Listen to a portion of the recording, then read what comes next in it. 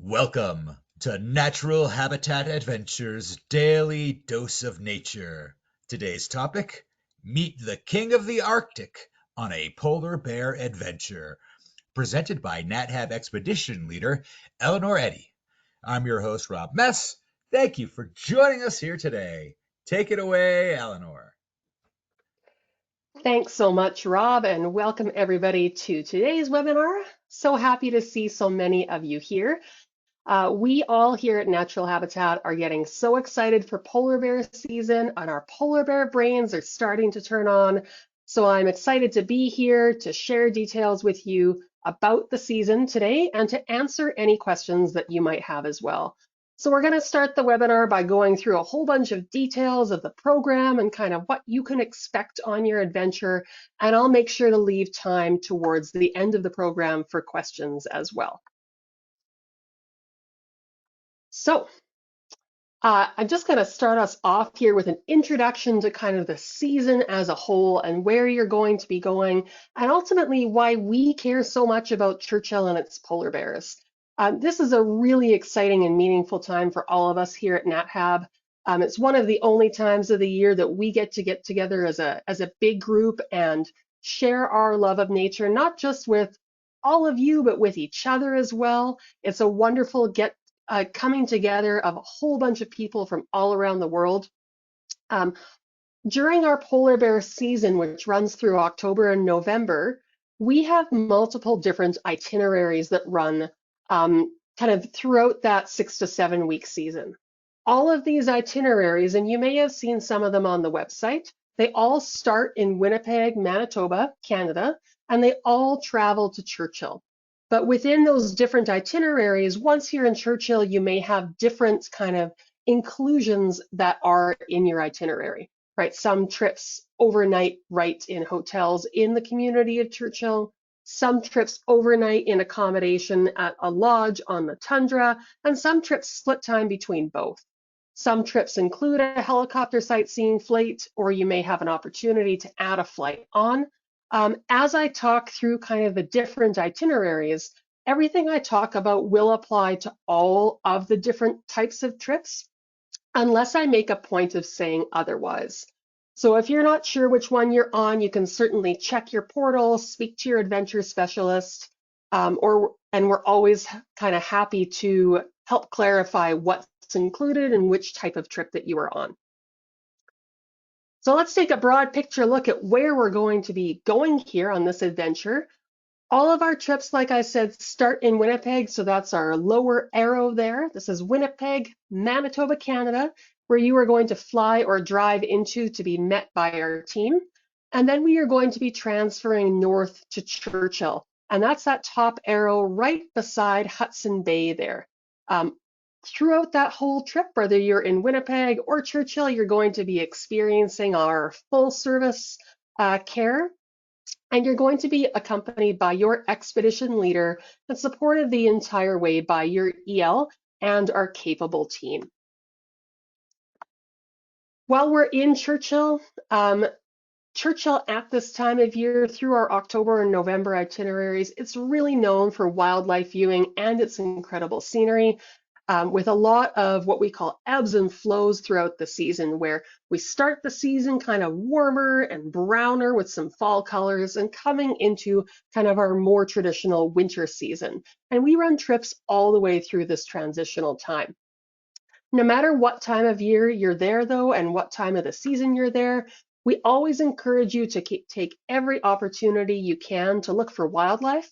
As we'll talk about right away, Churchill is a very small community and wildlife can be found, whether it's right outside your hotel room window, off the window of the bus, or when you're out on one of our Polar Rovers. Churchill is a small community. It has between 800 to 900 people, and it is a remote, special place. Right, in this town, you're going to have an incredible immersion into the town when you're on those trips that stay in town. And when you're on the lodge, you're of course going to have more time on the tundra itself. No matter which itinerary you're on, you're going to have an introduction to the town and some amazing individuals. And while, we all come in thinking that the wildlife is really what makes this adventure special, We're not going to deny that. The wildlife is really special indeed. But we also really hope that you find the people who call this place home are really special as well. Right, and so when you're on the Tundra Lodge, there's nothing between you and the wilderness except a window or a wall. And anywhere you are staying, every moment is a potential wildlife adventure.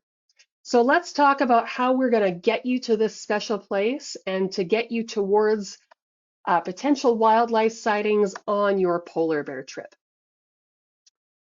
So most of our guests we find fly into Winnipeg. If you were choosing to drive or if you happen to live in Winnipeg already, this next step will not apply to you because I'm going to talk about the Winnipeg airport and arrival into Winnipeg. This beautiful view that we have here is of the arrivals area at the Winnipeg International Airport. Specifically, it's taken from right beside the Starbucks, which is where I was standing in line at the time I took this photo. So really important places to know. But what I'd like you to look at here in this image is the arrivals area itself. This is where you're going to be coming into no matter whether you're arriving from a US destination or a Canadian destination. This will be your meetup location with our shuttle service in Winnipeg. So you're going to be met at the airport and transferred to the hotel. Now, as you're looking at this view here of the arrivals area, you can see that there are a number of baggage carousels. And then there's kind of a little rug off to the left-hand side on the white floor. That rug is beside a door that goes to the Canadian Customs area. So if you're flying in from one of the locations that flies directly to Winnipeg, and that's usually Minneapolis, Chicago, Atlanta, LA, and Denver all currently have direct flights to Winnipeg. If you're coming in on one of those US flights, you're going to go through Canadian Customs kind of behind that wall where you can't see any of this area. You will clear customs, you will pick up your baggage, you will hand your little customs slip over to the customs officer, and then you will exit the customs area, basically landing right on that little rug. And that is where our staff are going to be watching for you. If you were coming in domestically, you were instead going to come up at this level that I was standing on when I took this photo into our domestic arrivals. And then you're going to come down an escalator that's on the right-hand side of this image that takes you down to the carousel area, and our staff will be watching for you at the bottom of that escalator. So things to know about kind of arriving in Canada or travel in Canada. We get questions sometimes whether there is any special paperwork required. If you traveled into Canada in the time of COVID, you might remember that there were some special types of paperwork that were required. It is a standard entry into Canada these days, so you do require a passport. And if you're traveling from somewhere outside the US, you'll want to just have a look and see whether you require a visa for entering Canada. You will likely see people in the Canadian airports wearing masks, certainly not everybody, but it's a relatively common thing that you'll see throughout Canada to reduce the risk of getting sick while traveling and starting your trip. So I'll just, one more view there of the arrivals area. You can see from a different angle, that's the escalator you would take down there from the domestic arrivals towards the baggage carousels. And then the Canadian Customs area isn't visible in this image. So that's how you're going to arrive and where you're going to be met. How are you going to know that somebody is coming to meet you? Well, we will come to meet you. One of the things that we ask for in the information from you is what flights you are coming in on, what your flight locator information is, and what your flight number is. And that information lets us track your progression through the airports so we can be there to meet you at the Winnipeg airport on time. If you've had a last minute change, say for example, you missed a connecting flight and you were rebooked onto a different flight, you can call our office at the number we've provided any time of day and leave a message that your flight has changed. They will get that information over to us in Winnipeg, and we will again be sure to meet you at your new flight time. If you have had simply a delay in your original flights, say you're coming out of Toronto and your flight was delayed an hour, we don't need a phone call for that. We are good. We are going to be tracking the flight that you already told us you were on. So there's no need to update anybody unless you've had a change in the flight itself. Not a delay, just a change in that flight number. So we're going to be watching for you. We know where you're coming from and where your flight, when your flight has arrived, and we'll be watching whether at the bottom of the escalator if you're arriving domestically or just outside the customs area if you're arriving internationally. And we will be wearing, NatHab style clothing like hats and other shirts or jackets that will clearly designate us as NatHab employees and staffers. If for whatever reason you arrive and you do not see us in that baggage carousel arrival area, just behind the baggage carousels, it's behind the sign that says YWG, which is our airport code, there is this really neat sculpture that is kind of the bottom half of an iceberg that comes down from the ceiling.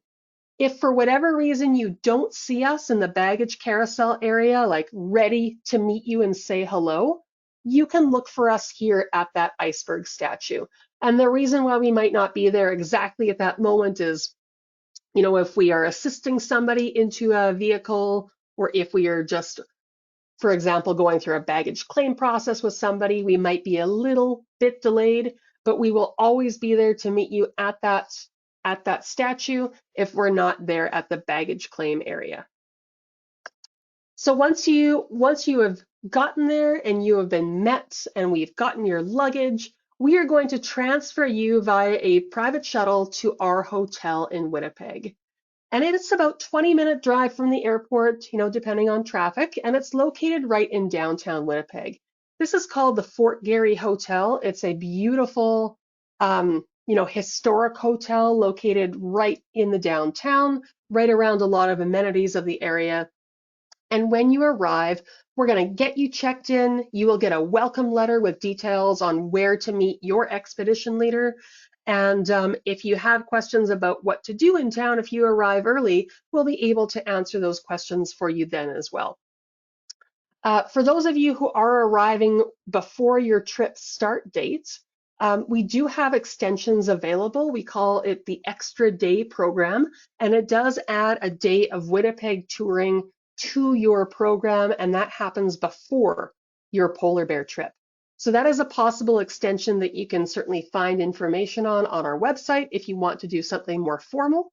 But if you're just interested in exploring Winnipeg, we will have people there who could answer questions for you about kind of where the best places to go might be. So in that information letter that you get, you're going to get some critical information about where to go and when. The first day of your trip, your official arrival day, day one, is allocated to gear pickup and your welcome dinner. Gear pickup is scheduled from 1 to 5 p.m. before your welcome dinner at 7. If your flight to Winnipeg happens to arrive later than 5 p.m. and you don't make that 1 to 5 opening hours, we are still going to make sure that you have time to pick up your gear before going to Churchill. No worries about that. You can just talk to your guide at your welcome dinner, and all the details about where to go for your welcome dinner will be on that welcome letter that you receive at the hotel. Now you might be wondering what kind of gear you're actually going to get and see. Well, we provide for this program a loaner parka, this big blue jacket that you can see here, as well as a pair of boots. And these are like, we would call these early winter boots because it can get quite cold in Churchill. There are mid-season boots. And the boot sizes range from a lady's size 6 up to a men's size 15 boots. If you are outside those ranges, speak to your adventure specialist about the best options for you. I will certainly let us know as well that we don't have a large supply of men's 15 boots, so if that is your size and you have a pair of boots that you like, you're always welcome to bring them. And we have unisex jackets, those big blue parkas, in sizes extra small to 5X. In a second, I'll talk about other essentials that you need to bring with you, but this is the gear that you are going to pick up during that 1 to 5 p.m. pickup time. Now, if you are traveling from somewhere that's cold, that gets winter weather, and you think, hey, you know what? I've got my own parka, I've got my own boots. Can I just wear those instead? The answer is, of course, you can wear whatever you are comfortable in. Our guides are going to be the best people to make the call about whether or not your gear is appropriate for the days that you are going to be in Churchill. Right? There is a significant difference between the weather from one day to the next, and also a really significant difference in the weather from early October to middle of November. And boots that are appropriate for the beginning of October may not be appropriate for mid-November. In a minute, I'll talk about the weather that we can expect, but that should give you some idea. If you come with your own boots and your own parka, what we'll ask you to do is just come up during those same opening hours between 1 and 5. Let the guide take a look at your gear, and we will tell you whether or not it's appropriate for the conditions. But what else I want to say is that, we do a lot of things, and our gear can take the wear and tear if you'd like to save the wear and tear on your gear. It would be a shame if you got all the way up to Churchill and something happened to rip your jacket, for example. If you rip our jacket accidentally, that's our problem to solve, and we can fix that. So we know that our gear works, and so it's a nice thing to use when you're traveling with us. All the slides that you're going to see coming up in the presentation are taken in polar bear season, with a couple of obvious exceptions that were taken in summer. But you can see just from the images coming up that there are very different weather conditions that we can experience throughout this October and November season, and different clothing that people have found to be useful during this time. These are some of the average temperatures that we can expect to have during the fall season. So I've got Fahrenheit up top and Celsius down below. And you can see in October, Fahrenheit, we expect a daily average high of 43, daily average low of 30. In Celsius, that's a high of 6 and a low of -1. And then in November, we see a high of 26 degrees Fahrenheit, low of 13, or in centigrade, -3 to -11. These are averages, right? We have seen mid-November temperatures going below -20 Fahrenheit, below -30 Celsius. We have also seen October temperatures being well into the teens centigrade, or even the high 50s to low 60s Fahrenheit. So it's always worth taking a look at the forecast. But as I'm going to talk about, the trick here is going to be bringing a lot of different layering options so that you're going to be comfortable no matter what the conditions are that are thrown at you. In terms of what you're going to need for Winnipeg, Winnipeg is usually warmer than Churchill, but not always.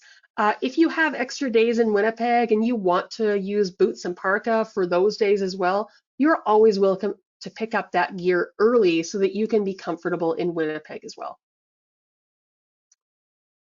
So the name of the game, clothing-wise, is going to be layers. We have a recommended packing list that we send out. And while we send out these recommended packing lists with a lot of years of experience behind our knowledge, it's very, very likely that you're going to have things on that list that you don't ever need, right? Maybe you have a warm trip and you never want to grab that extra fleece that we told you to bring. That's okay. You might have a really cold trip and you never want to wear the lightweight shoes that we also told you that you might like.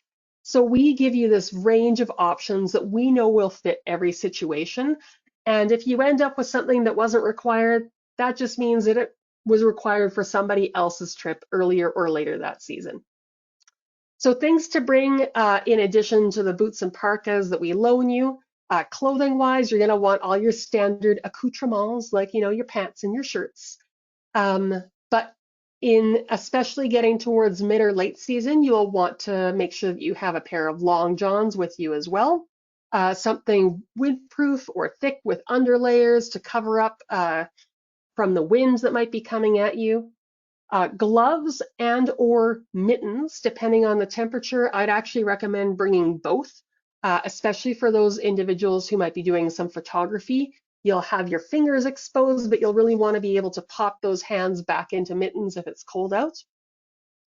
Indoor shoes don't seem that useful, but when you don't require your big boots, most people prefer to have a nice pair of indoor shoes that they can use just around the hotel or going to dinners. Overall, there's no real dress code for our trip. It is, travel casual. So whatever you are comfortable and safe and happy to wear.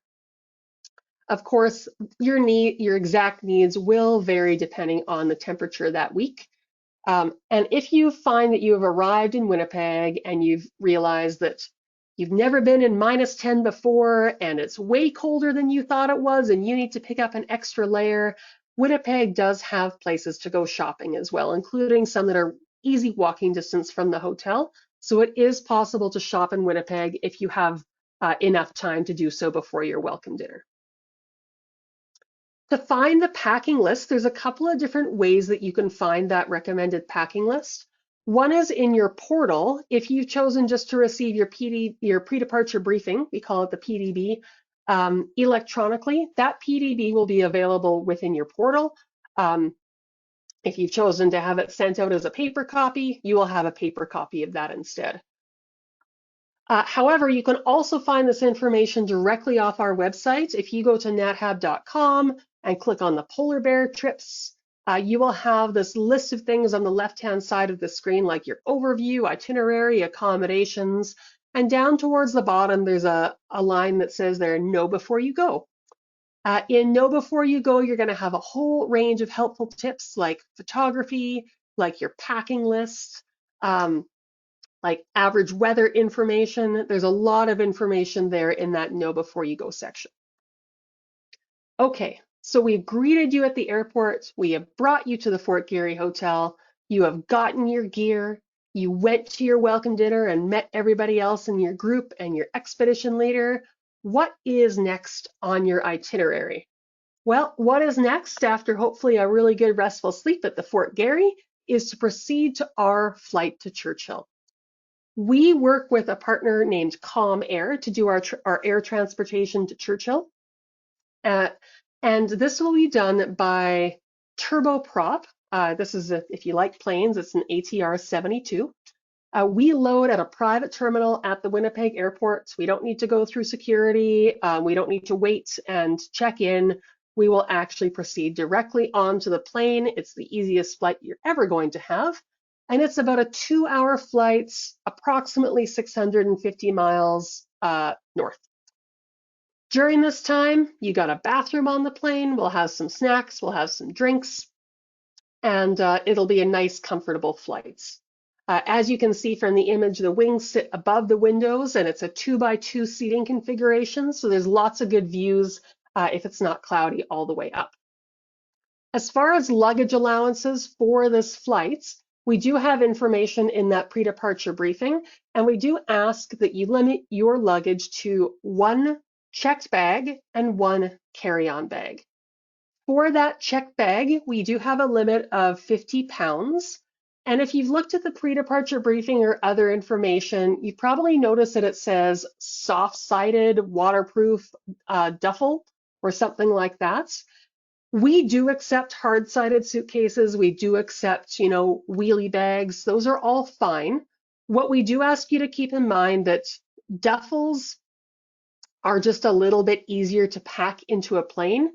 Even if we have really good luggage handling, we often deal with really cold temperatures, and hard suitcases and hard plastic items like wheels are simply more prone to cracking at very, very low temperatures.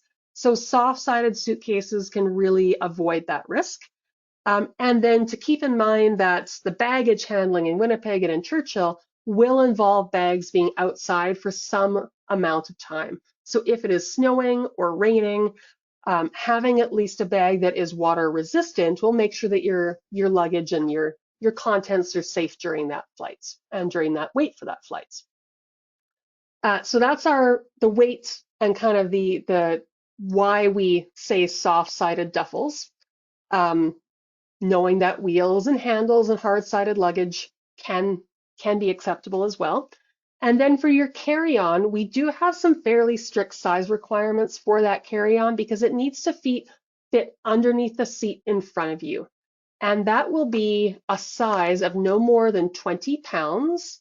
And the size that is listed in your pre-departure briefing there, which I believe is 10 inches by 12 inches by 8 inches, if memory serves. I will double check that number for you.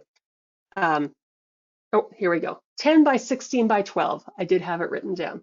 10 inches by 16 by 12 inches. Because you are going to load, and here's one of our summer images here that I said that we'd have. This is not a polar bear season image. You're going to load directly from the bus onto the flight itself, and you're going to have to carry that parka because when you arrive in Churchill, you're going to want that parka. So that's why your bags need to fit underneath the seat in front of you, and our parkas will generally be in the overhead compartments, which are smaller than a standard size jet. So like I said, it is a turboprop, very comfortable. There is a washroom on board, about 2 to 2.5 hour flights. And you can expect for other groups to be on that flight at the same time to make our travel the most efficient travel that we can. We do put multiple groups onto this flight so that we run them as the most efficient type of flight that we can. When you arrive in Churchill, you're going to get off the plane, you're going to go through the terminal, use the bathroom if you need to, and then you are going to hop onto your bus that is allocated just for your group in Churchill. So when we're there, we are going to have a bus that is allocated to us. There may be a little bit of shuffling around between buses just to accommodate some busier days, but generally you're going to be mostly with one driver the whole time. And we are going to be on that bus quite a bit if you're on a town-based trip, because we use these buses to go from town to the wildlife management area where we're going to do our polar bear viewing activities. Even within town, we are going to be sometimes taking a bus for distances that might feel very, very walkable to you. And while it may feel walkable, we still take a bus for safety reasons because we are visiting Churchill during the height of the polar bear occurrences and polar bear sightings, and bears will often make their way through Churchill as well. So on top of sometimes having slippery, icy conditions, there are also bears that move through town. So for our safety and for the bears' safety, we will be busing most of the time, and we will always be busing anywhere that we go after dark or before sunrise. So each group is going to have their own bus. Like I said, will be well spaced out. We run these buses well below capacity. Got an image of the inside of a bus coming up there. So lots of space. Like I said, it's just for our group, and it's going to be our main way of getting around for those trips where we have accommodations in the town of Churchill. So let's talk about those accommodations. Unless you are on a lodge-specific trip, you've booked a Tundra lodge or one of the trips that visits both town and the lodge, you are going to be staying at one of the lovely hotels in Churchill. We have a variety of hotels that we use in Churchill. They're all quite similar. They're all very easily accessed to any other parts of town. Remember, it's a very small town, so everywhere is close to everything. Got an example of a typical room coming up right here in town. So it is warm, it's comfortable, it's clean. If you do have, if you find that you are a light sleeper, many of these hotels were constructed at a time when, noise bleed wasn't as much of a worry. So I would recommend bringing earplugs if you find yourself to be a light sleeper, so you're not disturbed by any noises from adjacent rooms, or even from your roommates if you have one. If you're on a trip that is going just to the lodge or spending time on the lodge and in town, you are going to be staying at this structure here. This is the Tundra Lodge. So at this lodge here, going from left to right, you can see we have a kind of a staff car and a storage car. Then we have our dining car, second from the left, our lounge car in the middle, and then we have 2 accommodation cars on the right-hand side. Those accommodation cars, you can see there are windows kind of up and down. Uh, it's really quite analogous to the way a train works, even though we're not on tracks and we're not moving. But we have upper and lower berths, more like roomettes, I should say, in the accommodation area here. This lodge is located within the wildlife management area, which I'll talk about in a second, where all the trips will go for bear viewing activities. Something that is important to note, as you can see looking at the lodge here, there are no steps that go down. We will not be doing any walking on the tundra, any exploring by foot. When you are on the lodge, you arrive by rover, you step from the rover to the lodge, and your feet spend very little time actually touching the ground because it is not safe to be on the ground in those locations at this time of year because of what you're here for. Oops, there we go. So it is a wonderful place, this lodge, to be immersed in the tundra landscape, this beautiful treeless expanse of the north. And we are sometimes lucky enough to have bear or other wildlife come right up to the lodge while we're staying there. This image coming up here is, you can see it's a fish angle lens here of a typical roomette here at the lodge. So all of the roomettes have a door. They are all either an upper bunk or a lower bunk roomette. There is a plug in each room for charging your phone, for using your CPAP if you have one, and all of these rooms will have access to shared bathrooms located in the center of the lodge. So on the lodge, there are no private bathrooms. All the bathrooms are shared amongst those people who are at the lodge. If you're wondering about how we're going to feed you at the lodge, if you're staying there, it is a private dining experience. Amazing food by very talented chefs who stay out on the lodge the whole season. If you are not on one of our lodge trips, have no fear. You will also have great meals. You'll just not be getting them from the lodge itself. You will have a number of different restaurants that we visit in Churchill itself. So if you're based on a town trip, you will be having breakfast in town every morning. Most evenings, you will have dinner in town at a restaurant. And if you are out on the rover for that day, you will have your lunch on the rover. It's really important to note for any of these dining options that we're talking about, we spend a lot of time making sure that everybody has safe, tasty, healthy, fairly healthy food to eat. Right? We don't want you ever going hungry on one of our trips. With these restaurants and knowing where we are at, something that you may or may not be aware of is that there are no roads that go to Churchill. So all of the food that's going to be coming in to Churchill for our October and November seasons is already on its way, is already in progress of being ordered and delivered. So with this, we are able to accommodate all of the common dietary requirements like gluten-free, like vegetarian or vegan. We can also accommodate severe allergies. If your diet is more restrictive than that, we recommend speaking directly to your adventure specialist and very likely, depending on those restrictions, bringing some of your own food to make sure that you've got food that's safe for you to eat. It is really critical that we know in advance what your dietary needs are.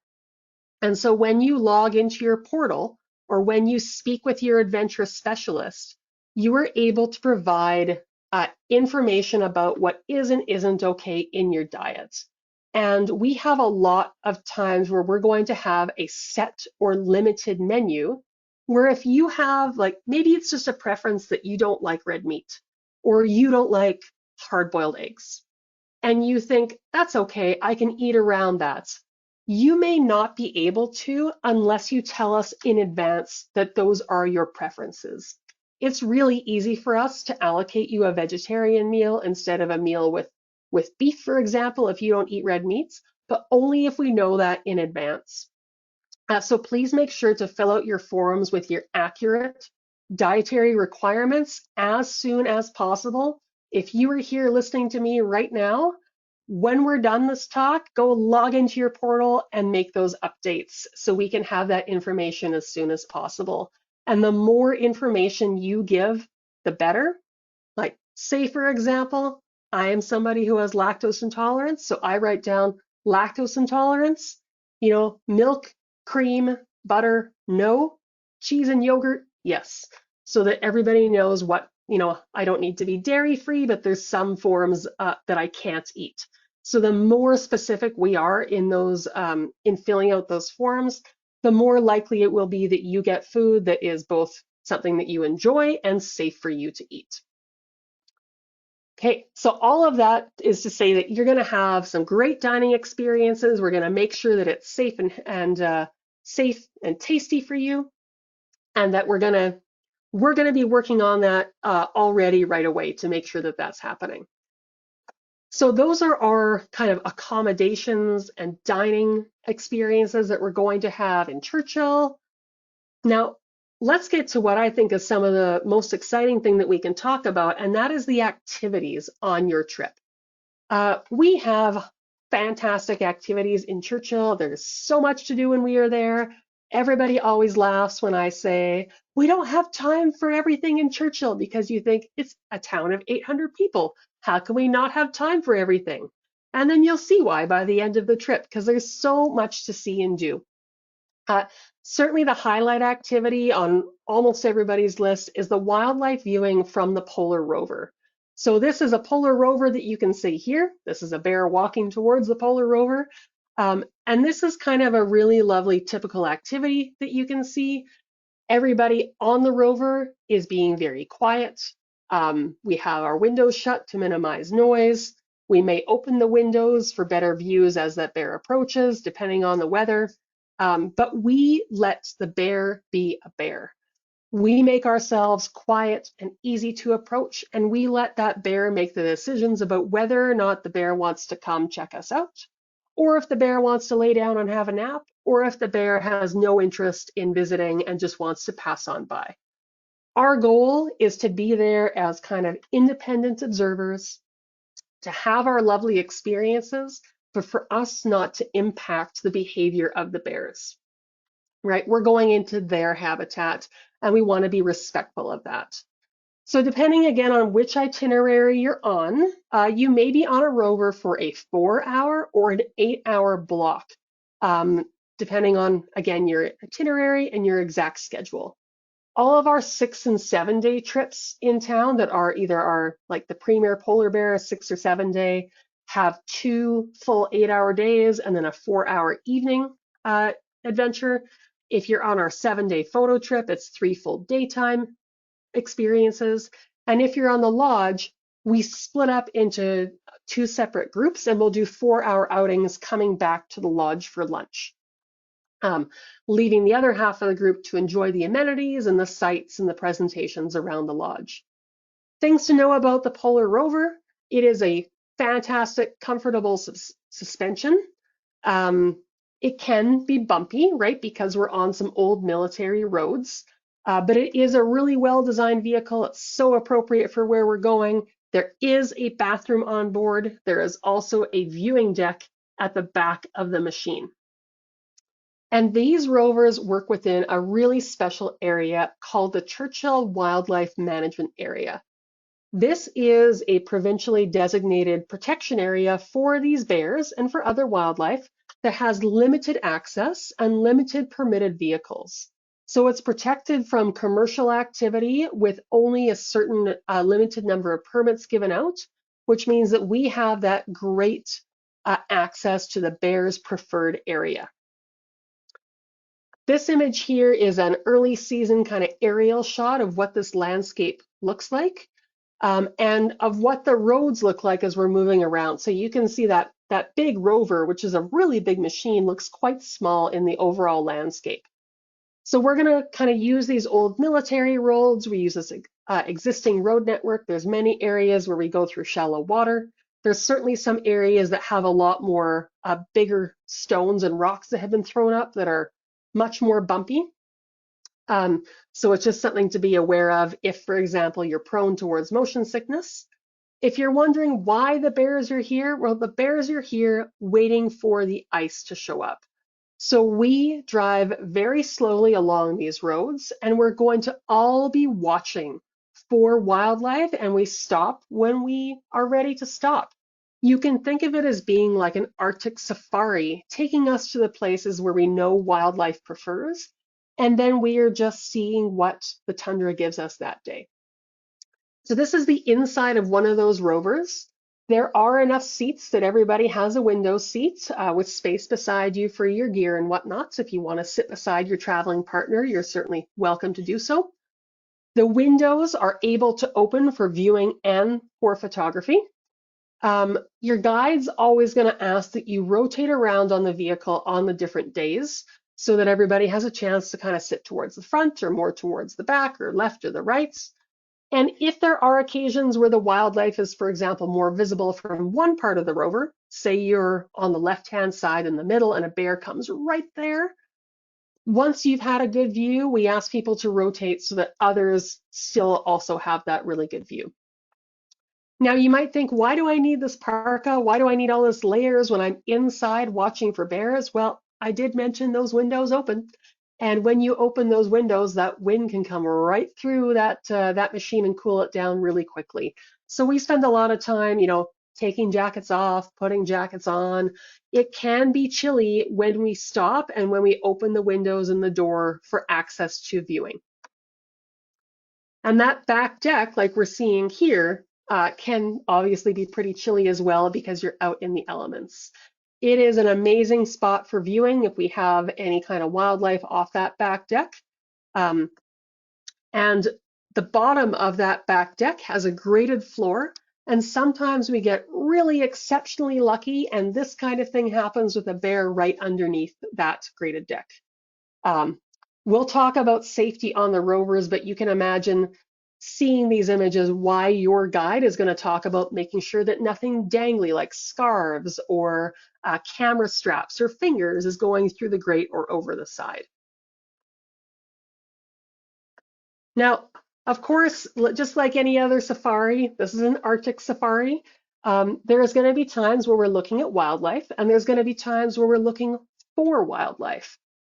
But that kind of time is also a great opportunity to talk about other things too. So while we're moving around, getting to specific spots or looking for wildlife, you are going to be learning about bear biology. You are going to be learning about the tundra as a whole, right? So we're going to be talking about bears and other wildlife.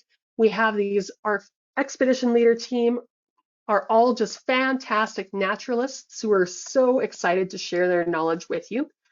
And of course, we are going to have snacks and drinks on the rover as well.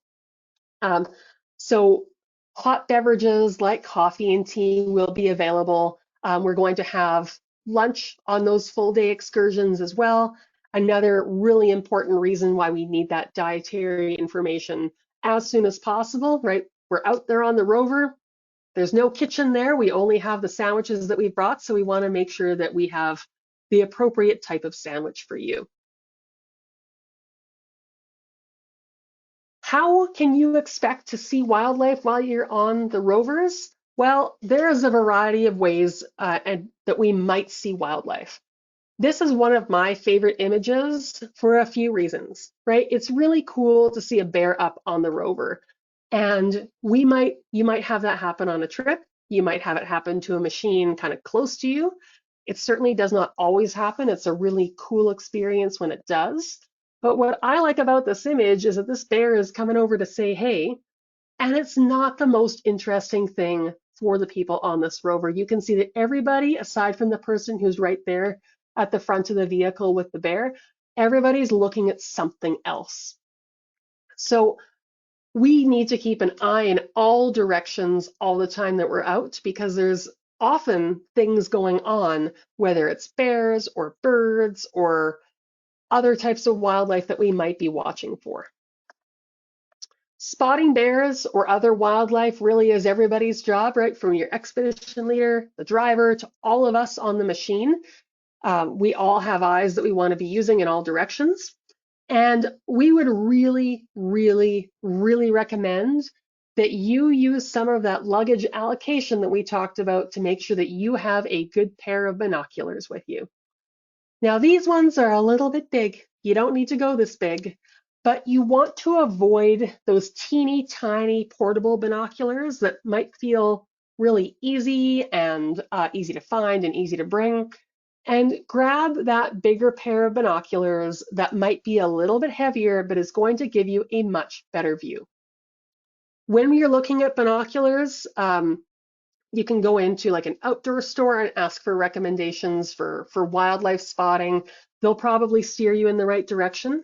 But when you're looking at binoculars, there's two sets of numbers. It's going to be one number, X, another number. The first number is the magnification. So if you have an 8X, it's an 8 times magnification, 10X is 10 times magnification, and so on. And those teeny little ones are often just a 4 or a 5, so you're not getting a lot of magnification. And that second number is the width of the ends of your binoculars. So how much lights they're allowing in and how much of a field of view. So the bigger a number that you have on the back, the wider those binoculars are going to be. So my binoculars that I use are an 8x42. I know other guides also use 10x42s or 10x50s. And those are some really common, like good size binoculars that you might want to think about bringing. Even if you are traveling with a larger camera with a big lens, you will likely still want binoculars because binoculars are just so nice for watching and so nice for spotting. And even if you have a bear really close to you, or an Arctic hare or a fox, looking at them through binoculars gives you a whole other perspective and you're able to see all the details so much closer. So speaking of photography though, oops, there we go. What to bring for photography? Well, that is really up to you. Certainly we have those photo specific trips where a lot of people do bring those cameras with interchangeable lenses. Cell phones are an amazing tool for photography. This particular image was taken by a coworker of mine with a very nice camera with a very long lens. And we have recommendations for photography on our website for what you would like to bring if you are bringing a camera or traveling on a photography tour and you've got that SLR camera or DSLR. We recommend a variety of focal lengths, right? Some kind of a wider lens like an 18 to 55 or a 24 to 70. And then also a telephoto like a 200 to 400 or a 200 to 500. So you've got a variety of resources at hand, whether it's a close-up bear or a faraway bear or birds in the sky for taking photos of things. On the rover itself, we really don't recommend using tripods. There is not room to set up a tripod inside the rover, but monopods do work. And if you like the extra stability from a monopod, you're welcome to do that. We will have bean bags available as well, like it's showing in this image here. You can see that person is resting their camera on a bean bag, and that just helps for extra stability and to mitigate any shaking that may be happening on the machine. So those will be available too. Cell phones are a great way to take images and videos. So many people are just thrilled with the quality of their images using those newer cell phones.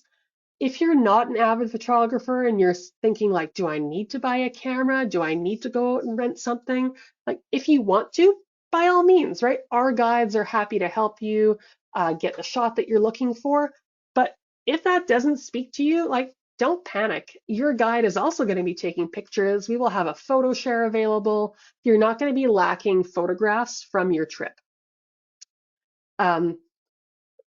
Yeah, so everybody is always happy to help. Guides are always happy to share their images as well. And even if you're there on a photography trip, even if you really enjoy taking photos, there's always something to be said for putting the camera down and taking a moment to just be and just watch the bear or watch the wildlife on your time. So if all else fails, you can just use your eyes. And even if all else hasn't failed, take that moment, take those multiple moments and just be on the tundra with the bears. like this person is doing here on the back deck, watching the mom and cub moving around. So I've certainly focused on bears. Bears are the highlight, but they're not everything that we see. We might see other animals as well. For example, like Arctic hare. We might see Arctic fox, which would be in their winter coat or coming into their winter coat at this time. There's a possibility of gyrfalcon, which is a really neat big bird of prey. There are snowy owls that often migrate through at this time of year as well. We have the red fox. This is a specific color morph of the red fox species. So we get silver foxes, we get cross foxes, and red foxes. They're all different types of red foxes. And we have other birds as well, like the willow ptarmigan, and one of our favorites up in Churchill, the raven. So that's kind of our highlight activities. Of course, that's not everything. I said we didn't have enough time to see everything, but we're sure going to try, right? We're going to do our best to get you to souvenir shops during their opening hours. We are also going to have visits to things like the Sanitak Museum, which is an Inuit art and culture museum. We have public artwork that we can visit, like the mural here on the Polar Bear Holding Facility, and talk about conservation there, like other artwork on the buildings of town. We have a number of local presenters that we get to visit. You know, and all of these residents of town are just so welcoming into their community and so much of a highlight activity for so many people. For those of you who are on the Polar Bear Quest and helicopter safari, your trip includes a helicopter flight.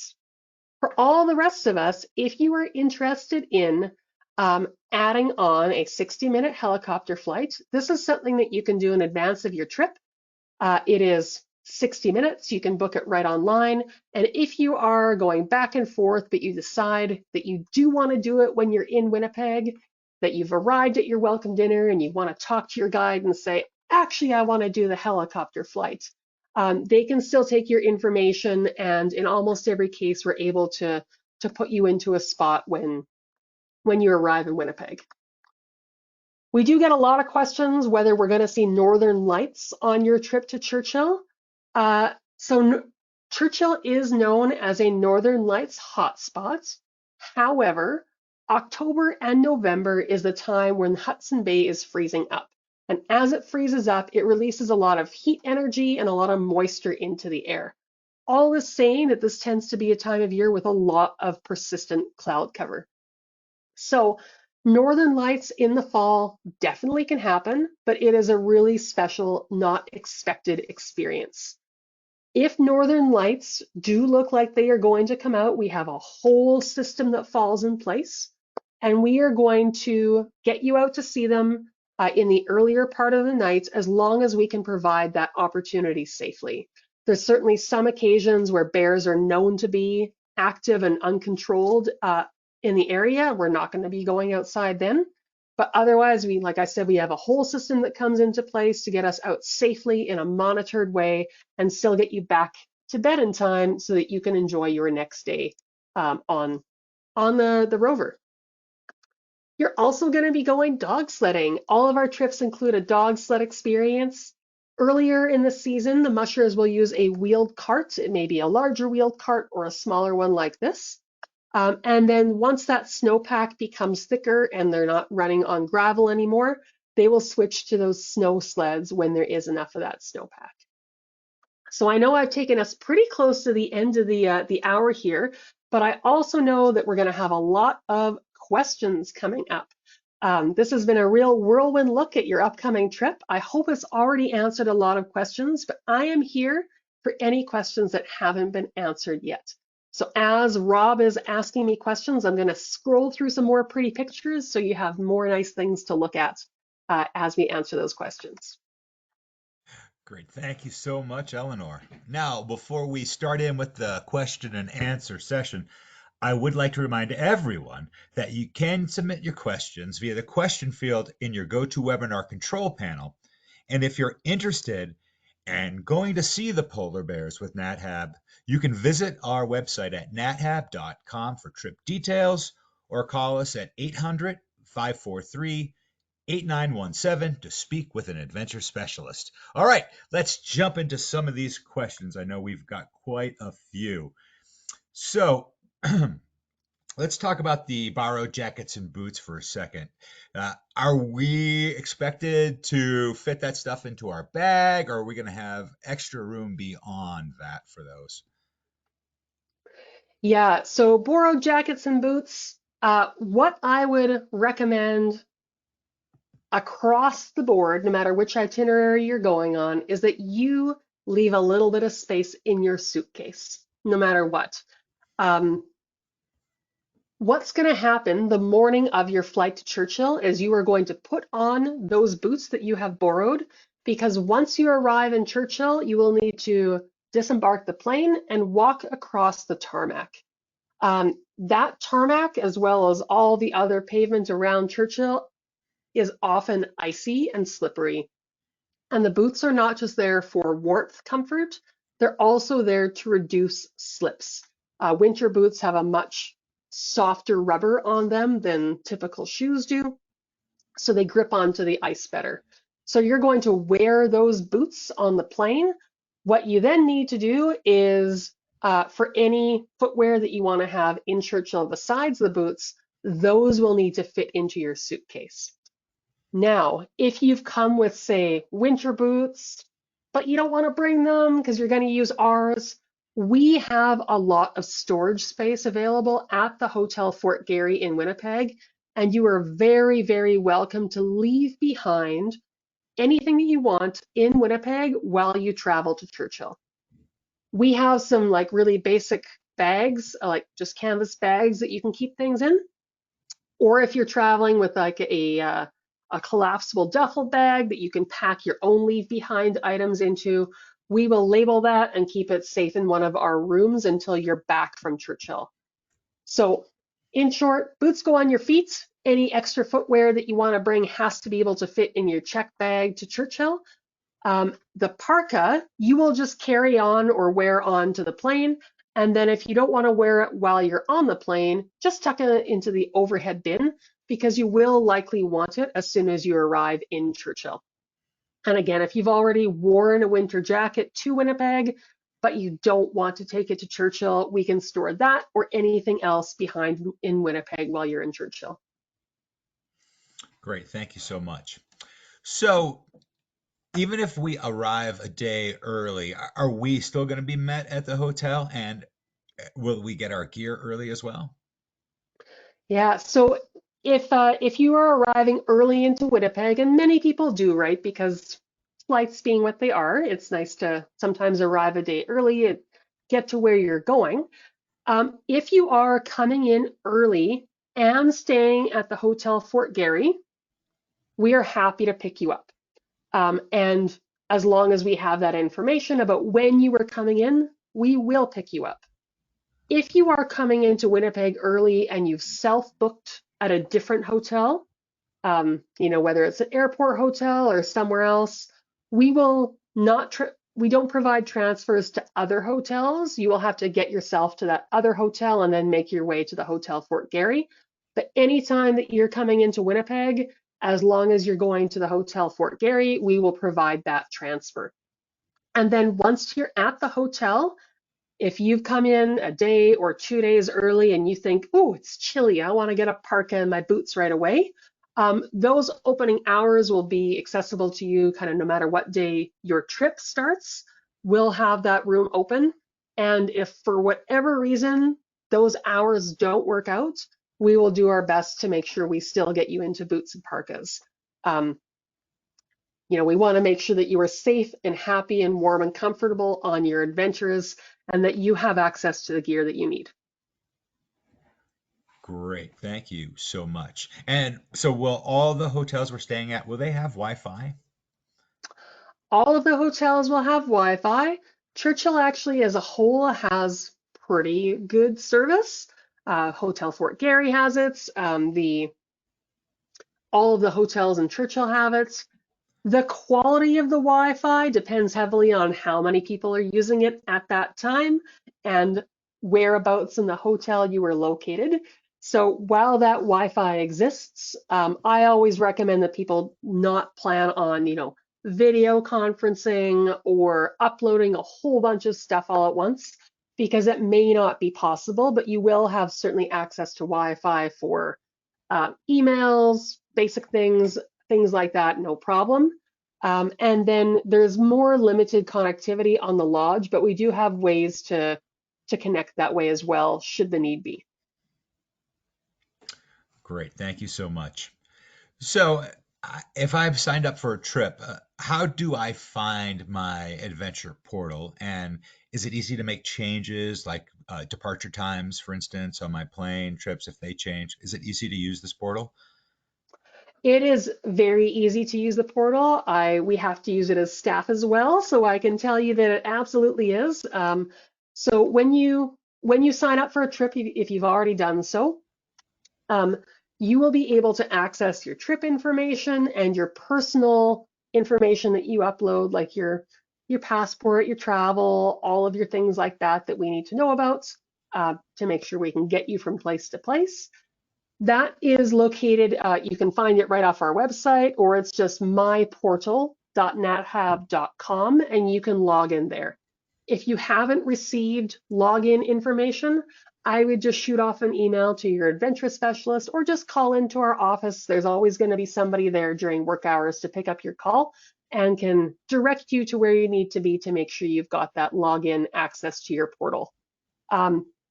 Once you've got it, you can access it from your computer, you can access it from your phone. If you've had flight changes, you can put them in at any points. If you are already en route to Winnipeg and you've had a flight change, that's when we ask that you call in. Just kind of for your background information, we usually kind of the day before you arrive, we pull together the information about who's coming and when. So if it's in that kind of day before you arrive, we need you to call in if there's been an actual change to your flight, like you've changed flight numbers. Again, if it's just a delay to your flight, no need to call us for that. We're going to be watching for your flight, for that flight number to when it's arriving. Great. Thank you. So, what type of footwear is recommended for inside the Tundra Lodge? And would you recommend bringing things like tracks when I'm outside walking on the ice? Is that something that we should bring? Yeah, so I'll take the first question with inside the lodge. So inside the lodge, whatever you are comfortable in indoors is the short answer there. I spent some time on the lodge and I'm a big fan of slippers on the lodge because you're not going outside. You are walking around the lodge really comfortably. While the bottom of the lodge and all around is insulated, if it is a cold day, your feet might get a little chilly without slippers on or without warm socks on. So definitely plan to wear footwear. But other than that, it's whatever you're comfortable in. If you like a more supportive shoe or a more slipper style shoe, any of that would be appropriate for inside the lodge. If you are on the lodge and there's northern lights and you want to step onto one of the decks, you'll probably want to put your boots on for that, but you will have your boots with you because you picked them up in Winnipeg and brought them with you to the lodge. Regarding the question about tracks, these are, for those who aren't familiar with them, they're a kind of a metal add-on that you can stretch around and attach to your footwear to make it grip into the ice more effectively. My general recommendation would be to not bring things like that. And I'll tell you why. One is that we're doing very little walking outside, right? We have our buses. We're not spending much time on the ground because of the bears in the area that make it inherently unsafe to be on the ground. So those are already not going to get much use. And the flip side of those tracks is that when you wear them indoors, if you're wearing them onto linoleum or onto tile, they become incredibly slippery. So if you are really comfortable with them, if you like wearing them, if you are able to balance on one foot and slip them on and off easily, and you really want to bring them, I would, by all means, do what makes you comfortable.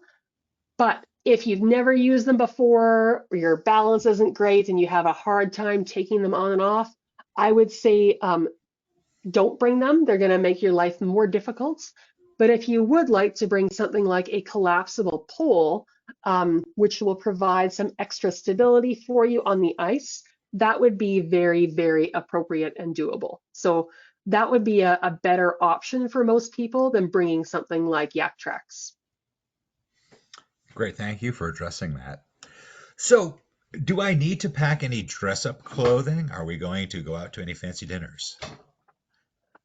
Dinners, even if they are fancy and lovely, do not require any dress-up clothing at all. You know, you can have your best jean jacket and your best jeans and your best slippers on. You're going to be the best dressed person there. So anything that you are comfortable in is what you should be wearing. So for most people, that's usually a combination of perhaps something like, a wool shirts with a sweater on top for layering, jeans or some more technical pants to be comfortable. And really, it just comes down to whatever you are comfortable in. When it comes to layering, something I do want to let you know about is that the indoors in Churchill is often way warmer than you think it needs to be for the conditions. And that is because a lot of the buildings were built, a while ago. The insulation isn't great. So to keep up the heat envelope of the building, they have to crank up the heat. So you might find yourself going from being really warm at dinner to being really cold outside. So those comfortable layers are really what you want to make sure that you've got with you, whether you're going to dinner or whether you're going to be on the Rover. Let's talk about the Rover for a second. Is the Rover going to be warm? And does it have electronic charging capabilities or Wi-Fi or a bathroom? Yes. Okay, so let me know if I forget any of these things. So the Rover is going to be warm when the door is shut and when the windows are shut. So typically what happens, the Rover moves around, it has a couple of different heating systems, and it's warm and comfortable as you start going. And then somebody says, oh, look over there, it's, a bear. And we stop and we open all the windows and we open the back door because people are coming and going. Well, then it gets a little chilly inside that Rover. So even though you're inside, you're probably going to be putting on your sweaters and your parka to stay warm, even though you're inside. And then we watch the bear for a while and then we say, okay, let's go see what's around the corner. And we put up the windows and we close the door and the machine starts back up and then it gets warm again. So that is usually how this progression goes, is a lot of putting on and taking off our jackets on the Rover during those viewing opportunities. For the other things, is there Wi-Fi? There is not Wi-Fi. There is no cell phone signal in that area as well. So usually I just recommend people put their phone into airplane mode so it's not constantly looking for a signal and draining your battery. There are no charging stations. So if you know that you want the ability to charge up your phone or bring a charging block with you, like a battery pack, and if you have a camera, bring multiple batteries for that camera so you've got that backup option with you. And is there a bathroom? There sure is. Each Rover has a flush bathroom on it. It's similar to like the head of a ship, so it's a water-based system. Works really well, really comfortable and easy to use, and your guide or your driver will talk about exactly how to use it while you're on the Rover. Great. Thank you for covering all that. Unfortunately, Eleanor, that will be the last question that we do have time for today. So I'd like to hand it back to you for any closing comments you have for us. Well, just thanks again to everybody for coming in with all these great questions and all your attention. I know I'm really looking forward to the season, and I hope to see some of you in Winnipeg when you arrive. It's going to be a great year. I just came off Churchill summer and had a great time there. We already had bear sightings in our summer programs too. So fingers crossed, it's going to be a good year to come up, and I look forward to all of the adventures to come. Thanks for your attention, everybody, and we'll see you again soon. Eleanor, thank you so much for taking the time to present for us today. And if you are going on this trip and you do have more questions, feel free to reach out to our concierge team at concierge@nathab.com, and they can answer any questions you may have. So I want to thank everyone for tuning in today. So if you're interested in information on how you could travel with NatHab, please give us a call at 800-543-8917 or send us an email at info@nathab.com. Our adventure specialists are happy to help you out. Join us tomorrow for our next Daily Dose of Nature. You can check out this week's lineup, including registration links, on our website at nathab.com/webinars. We did record today's presentation, and we will have the replay available on our website soon. With that, I will conclude today's webinar. Goodbye, everybody. We'll see you next time.